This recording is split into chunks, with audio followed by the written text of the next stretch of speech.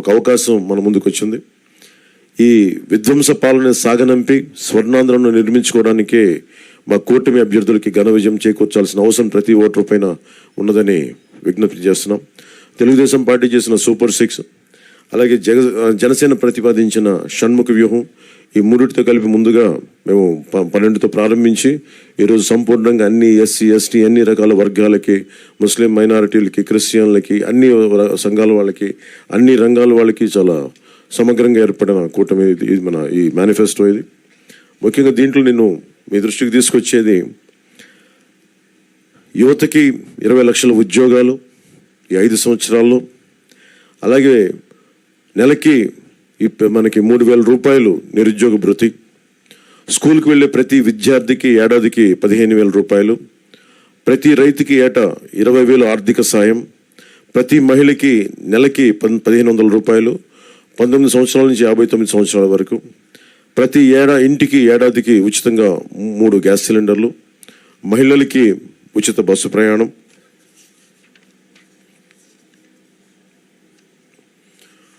మత్స్యకారులకు సంబంధించి సముద్ర వేట విరామ సమయంలో మత్స్యకారులకు 20,000 రూపాయల ఆర్థిక సాయం, జీవో2 2017ని రద్దు చేస్తాం, బోట్ల మరమ్మతులకు కానీ ఆధునిక కమ్యూనికేషన్లకు కానీ ఆర్థిక సాయం అందిస్తాం.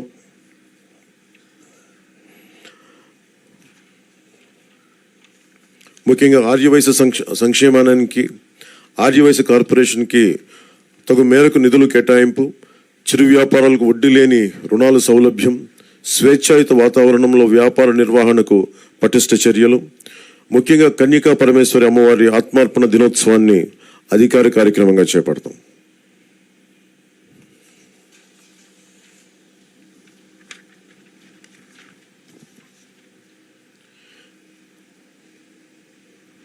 ఆక్వా రంగానికి సంబంధించి అవసరం ఉన్న జిల్లాల్లో 5,000 టన్నులు నిల్వ సామర్థ్యం కలిగిన కోల్డ్ స్టోరేజ్లు, అన్ని జోన్లో ఉన్న వారికి విద్యుత్ యూనిట్కి గతంలో లాగే ₹50 సరఫరా చేస్తాం, ట్రాన్స్ఫార్మర్ల ధర తగ్గిస్తాం, ఏవియేటర్లపై సబ్సిడీ అందిస్తాం.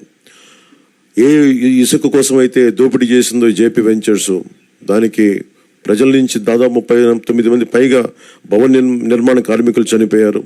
మేమందరం వారికి అండగా ఉన్నందుకు ఈ రోజున వారికి సామాన్యులకి ఇసుక అందుబాటులో ఉండే విధంగా సమగ్రమైన ఇసుక విధానం, అలాగే ముఖ్యంగా విద్యార్థులకు సంబంధించి ఎయిడెడ్ కాలేజీలు, ప్రైవేట్ పీజీ విద్యార్థులకి ఫీజు రీయింబర్స్మెంట్ పునరుద్ధరిస్తాం.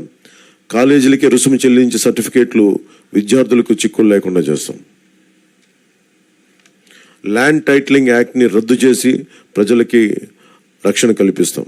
మిగతావన్నీ చంద్రబాబు గారు తెలియజేసుకుంటారు, గౌరవ మాజీ ముఖ్యమంత్రి.